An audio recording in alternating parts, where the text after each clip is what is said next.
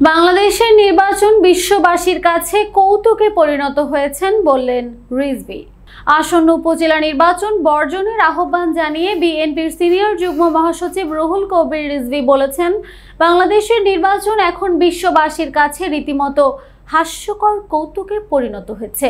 কেবল জাতীয় নির্বাচন নয়, স্থানীয় সরকারের নির্বাচনগুলোকেও আমরা আর মামুদের তামাশায় পরিণত করা হয়েছে।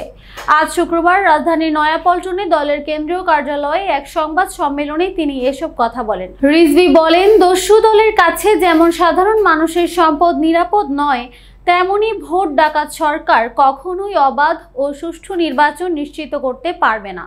রিজভী আরও বলেন, অভিনব ভোট ডাকাতির কারিগর শেখ হাসিনার অধীনে সুষ্ঠু নির্বাচন হওয়া অসম্ভব। এ কারণেই দেশের ৯৫% ভোটার ৭ জানুয়ারি ডামি নির্বাচন বর্জন করেছেন। যে কারণে জনগণ ডামি নির্বাচন বর্জন করেছিলেন, এখনও সেই পরিস্থিতির উন্নতি হয়নি। গণতন্ত্রের প্রতি সংবেদনশীল জনগণ বিশ্বাস করে ক্রীতদাসের পক্ষে কখনোই স্বাধীন সিদ্ধান্ত নেওয়া সম্ভব নয়। জাতীয় কিংবা স্থানীয় নির্বাচন, যে কোনো নির্বাচনেই আওয়ামী লীগের মনোনয়ন প্রত্যাশীরা বিশ্বাস করে কোনোভাবে দলীয় মনোনয়ন আদায় করতে পারলেই তাদের বিজয় নিশ্চিত।